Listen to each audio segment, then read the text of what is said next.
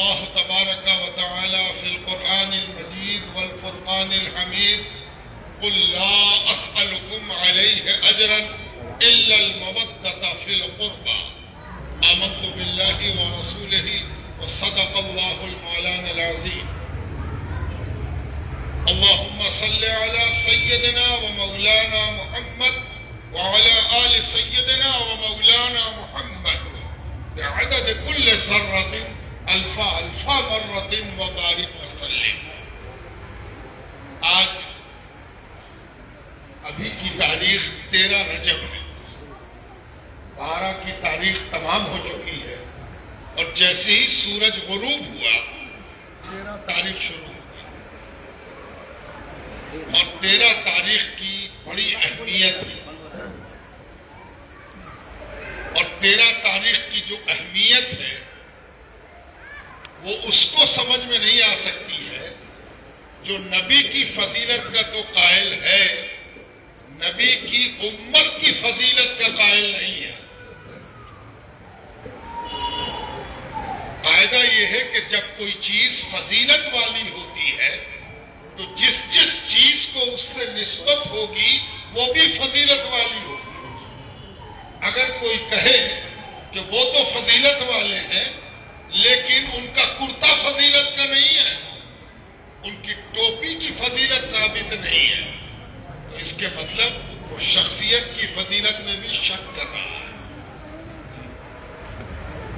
اصول قاعدہ کلیہ یہی ہے کہ جب کوئی فضیلت والا ہوگا تو اس کی ہر نسبت کو وہ فضیلت محیط ہو.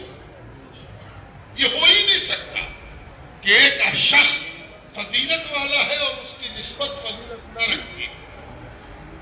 جب نبی فضیلت والے ہیں وہ ایسی فضیلت والے زیادہ فضیلت کسی کو حاصل نہیں.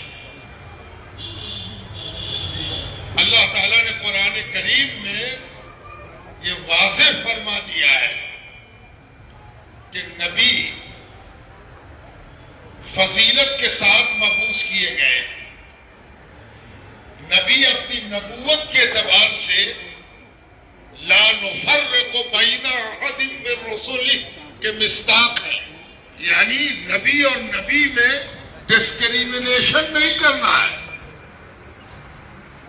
تفریق ڈسکریمنیشن کے معنی یہ ہے کہ کسی کو بڑا مان لیا اور کسی کو چھوٹا مان لیا.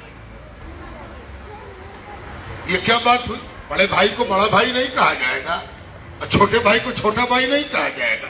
یہ ڈسکریمنیشن نہیں ہے. ڈسکریمنیشن تب پیدا ہوتا ہے جب کسی کو بڑا قرار دے کر چھوٹے کو اس سے دور کر دیا جاتا ہے اور بڑے کو بڑے ہونے کی بنیاد پر اس سے دور کر دیا جاتا ہے. ہم جب دو بھائیوں کو بڑا اور چھوٹا کہتے ہیں تو دونوں کو برابر حصہ دیتے ہیں. ایک باپ کے دو بیٹے ہیں، ایک بڑا ہے ایک چھوٹا ہے، حصہ بٹے گا تو دونوں کا برابر ہوگا. اس لیے بڑے بھائی اور چھوٹے بھائی ہونے میں تفریق نہیں ہے. تفریق تب ہوتی ہے جب حصہ الگ الگ ہو جائے، بڑے کو بڑا ہو جائے چھوٹے کو چھوٹا ہو جائے. تفریق کی مثال سمجھا رہے ہیں. تفریق کس کو کہتے ہیں یہ سمجھا رہے ہیں. اسی لیے کسی نبی کو مانا کسی کو نہ مانا تفریق ہوگی. کسی کا رتبہ بڑا کر دیا اور کسی کا رتبہ خود سے چھوٹا کر دیا، یہ تفریق ہوگی.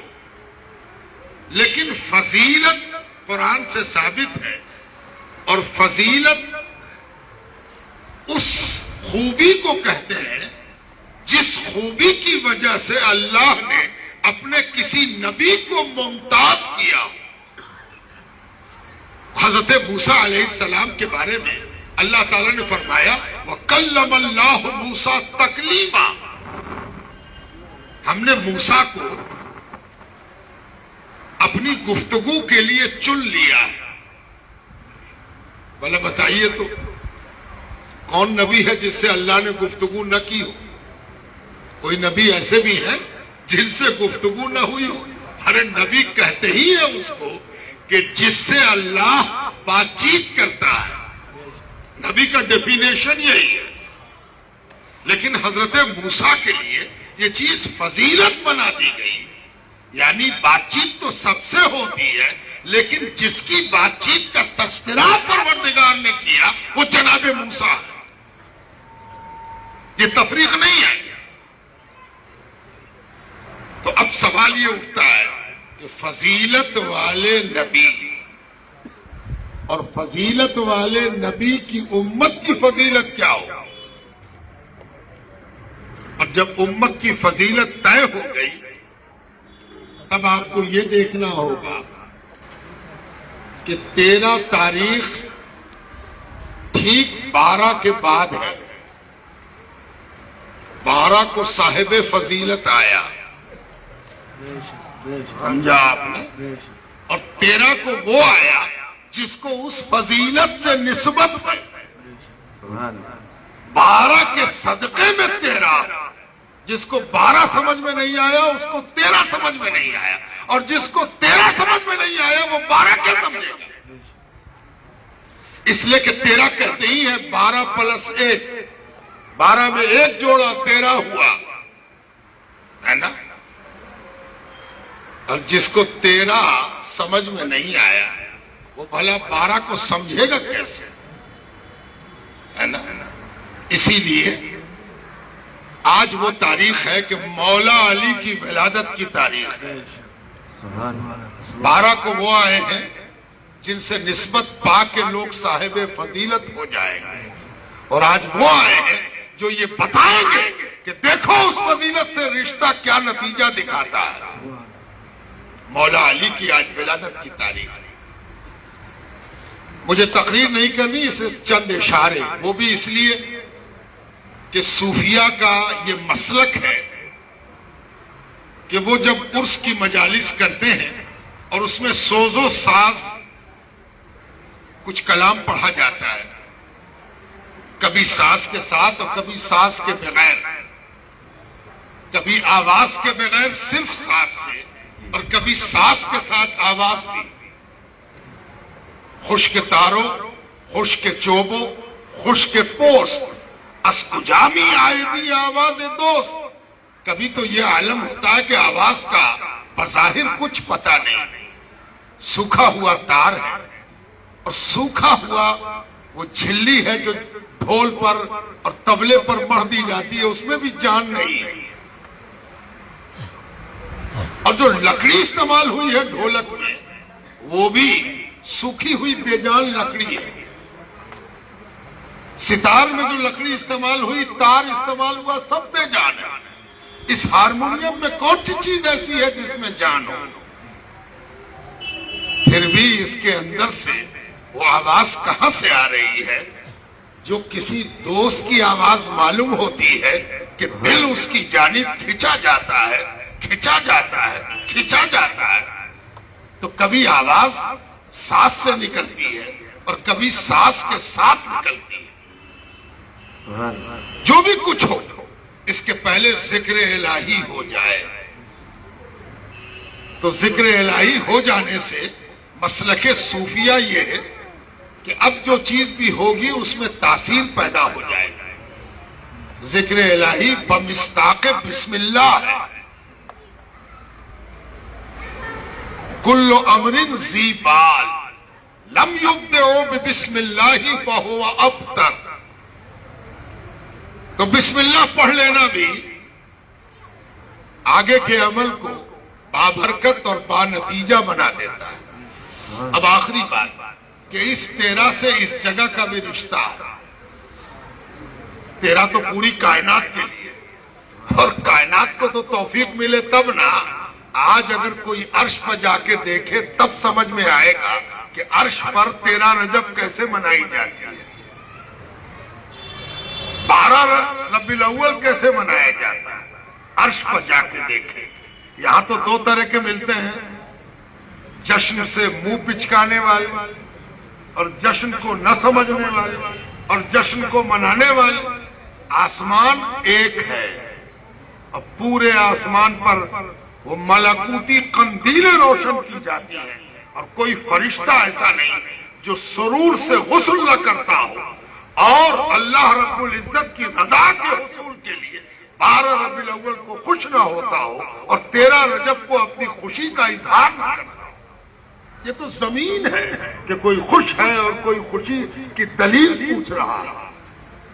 خیر ہے افسوس اس کی عقل پر جو دلیل کھوج رہا ہے۔ کسی نے کیا خوب بات کہی تھی کہ سورج کے طلوع ہونے کے لیے بھی دلیل چاہیے۔ تیری آنکھ کی دلیل پہلے پیدا ہو جائے تو ہم سورج کی دلیل بھی دیں گے۔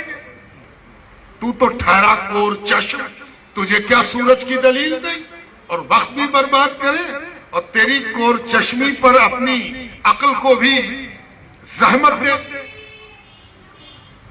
لیکن یہ جشن تو آسمان اور زمین سب پر ہو رہا ہوگا، اہل دل کے ہاں، اہل قسمت کے ہاں، خوش نصیبوں کے ہاں، یہاں کیوں ہو رہا ہے؟